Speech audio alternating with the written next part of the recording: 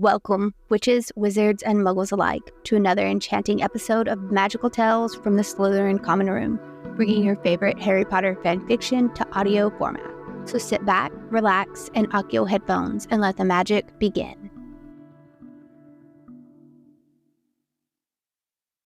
Two Weddings and a Manhunt by Deydralinne. Chapter 15. September 13th, 2003. Hermione, we're going to be late, Draco called up the staircase.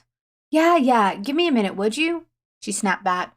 Witch, I have given you 20. Everyone will be waiting for us. You're the only one who knows where this damn place is, Draco growled. It had been her idea to invite both of their groups of friends out to dinner, and what would, for most of them, be their first experience at a movie theater. It was a casual dinner. There was no need for her to be taking so long. Draco, I swear I will muffliato you. I'd like to see you try, he grumbled under his breath. Finally, he heard the tap of her shoes on the floor above him. About bloody time, he muttered. He looked up to see her wearing those things she had told him were called jeans again. Personally, he hated it when she wore them. They looked uncomfortably tight against her skin and highlighted certain areas of her body he would rather not be drawn towards. No matter how fine her behind was. They were getting a divorce, and he couldn't afford to have thoughts about her ass. You look nice. The words tumbled out of him, and he mentally slapped himself. She smiled her appreciation. Shall we go? Only if you're sure you're done mucking around. We could clean the kitchen first if you prefer, Draco drawled sarcastically. Hermione rolled her eyes and stomped away from him toward the front door. Careful, Draco, you're letting your dramatic show again, she called over her shoulder. Maybe I'm just annoyed because you told me off like I was a frickin' child for eating chips at 2 o'clock this afternoon, spouting off about how we would be going to dinner soon, and I'd ruined my appetite, and now it's 6, and guess what? We still haven't eaten, Draco said, his snarky attitude on full display. I did not tell you off like a child, Hermione shrieked at the accusation. Draco jabbed the button on the elevator angrily. Hermione, you smacked my fucking hand. She stomped her foot. I did not smack your hand. I smacked the chip out of your hand, she argued. Like I was a fucking child. Draco gave her a pointed look. Fine. Next time I'll let you fill up on chips, and the rest of us will enjoy our meals. The elevator door slid open, but Draco was too busy glaring at the witch beside him. Even if I had eaten the whole bag, it was 4 hours ago because you insist on getting ready as slowly as possible. I could have eaten the chips and still been hungry enough to eat my meal, he hissed. It's not my fault you can't control your feelings because you're hangry, she glared up at him. Hangry? Angry because you're hungry, she explained. Draco's mouth opened and closed several times in shock. It is literally your fault. You're the one who smacked the chip out of my frickin' hands and took the bag off of me. Like a frickin' child, he called out, exasperated. Someone beside them cleared their throats. Both Draco and Hermione looked up to see their entire group standing there with mixed expressions. As amusing as that was, Ginny wouldn't let me eat either, and I'm starving, so can we go now? Harry asked. Unless the two of you would prefer to catch up with us later if you guys have some frustrations to work out. Theo wiggled his eyebrows. Hermione scowled in Theo's direction and stomped away through the foyer. She's like a foot shorter than you, and half your weight. You're telling me she managed to take a bag of chips off of you? Greg raised an eyebrow at him. No, he let her take them off of him because he knows his wife is right. Ginny chimed in with a pointed look at Harry. Harry stared at her for a second. You can say that all you like, but I'm with Malfoy on this one. I could have eaten both earlier and now and been fine. And I didn't let you take the sandwich off of me because you're right. I let you take it off of me because you're fucking scary, Jen. And I've gone up against Voldemort, he said seriously. Several laughs erupted from the group as they followed Hermione's form, still stomping down the street toward the Muggle side of London.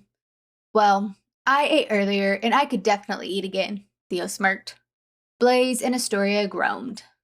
We all know what you ate earlier, Theo, and we don't need to hear about it. That's my sister, Astoria grumbled. Several more groans filtered through the group, but Daphne grinned at Theo and started whispering in his ear. Ron and Luna seemed to have fallen into their own world hand in hand with her head resting on his shoulder, talking in hushed tones to each other. Briefly, Draco wondered if under different circumstances in another life, if that could have been him and Hermione. If they hadn't been on opposite sides of the war, and if they hadn't gotten married in a drunken haze, if they had actually fallen in love and pursued a relationship, would he be happy? Would she? Hermione stepped outside the restaurant and waited for everyone else to catch up. It wasn't until they were seated that Ron cleared his throat. If it's okay with everyone, I have something to say. When I first heard that Malfoy and Hermione had gotten married, I thought she had gone completely barmy. And I know you two are trying to get a divorce, but you fight like an old married couple, and you've brought together two groups that I never thought would get along or become so close. But here we all are. So what I'm trying to say is even if your divorce goes through, I would like to hope that we can all stay friends, because I never thought I'd say this. But I think you snakes are all right. Pretty decent, actually. The lot of you, even Theodore. Luna and I are going to need the extra support soon too, because, well, we're having a baby, he finished with a grin. It was a surreal moment as he sat there with a smile on his face to look around the table and see his friends genuinely happy for Ronald frickin' Weasley. It was a bizarre feeling that Draco himself felt happiness for the redhead.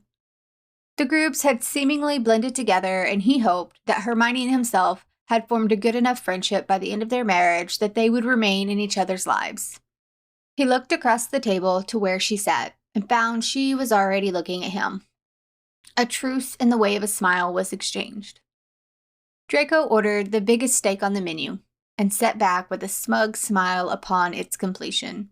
His earlier snappiness had dissipated, leaving him to think that Hermione had correctly identified his hangry status. The movie theater was only another block down. The fresh air did them all good after their meal, and they found that they fell into little groups. Harry walked beside him with his hands in his pockets of his jacket, watching Ginny, Hermione, and Astoria gossiping enthusiastically. Ginny keeps trying to convince me that we need to throw a belated bachelorette party for you and Hermione. Draco frowned over at him. You know we're not together, right? Harry nodded. Oh yeah, I know, but Ginny is convinced that you two are, and that elevator tiff is all I'm going to hear about for the next 2 days. Draco chuckled. Tell her our trip to Vegas counted then. Yeah, I'm still missing details on that. What the hell happened? You and me both, mate. Draco recalled what information they did have, which consisted entirely of what they had figured out the following day.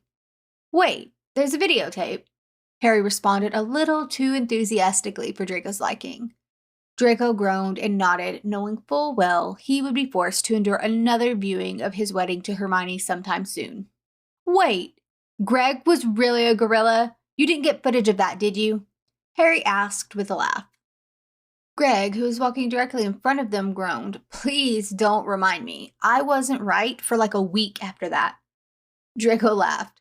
So that's a no to the bachelor party? Harry asked to clarify. It's a strong no, but I'll be sure to tell Potterette that you tried really hard to convince me otherwise, he offered.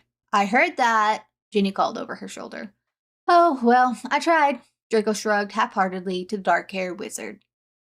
The movie they had chosen to see was a new Christmas movie. They made very little sense to Draco because it was only the middle of September. The storyline itself confused him for a while as it kept jumping to new characters that hadn't been introduced and seemed to consist more of multiple little stories rather than one big one, the way the movies had been that he and Hermione had been watching at home. This experience was different. This time he did have to sit upright and with his feet on the floor. He found he missed laying on a couch at home, but he got to try a new flavor of soda. This one was called lemonade. It was nice, but it wasn't as good as the Coca-Cola one that they had tried in Vegas, Draco decided. Also, this room was significantly louder and darker, but the screen filled an entire wall. It seemed Hermione was the only one of their group to have been to a movie theater before. Harry, mumbling something about being locked in a cupboard instead, it sounded like a touchy subject, and since he would rather avoid discussions of his own childhood, he let the comment slide. It wasn't until towards the end of the movie, and in a rather clever way, Draco thought, that the multitude of different storylines merged into one.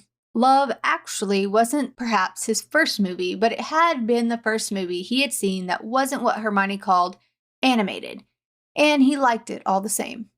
When the lights turned back on in the theater, everyone sat there in kind of amazed silence for a while. Was it just me, or did anyone else think that Harry bloke looked a bit like Snape? Theo asked.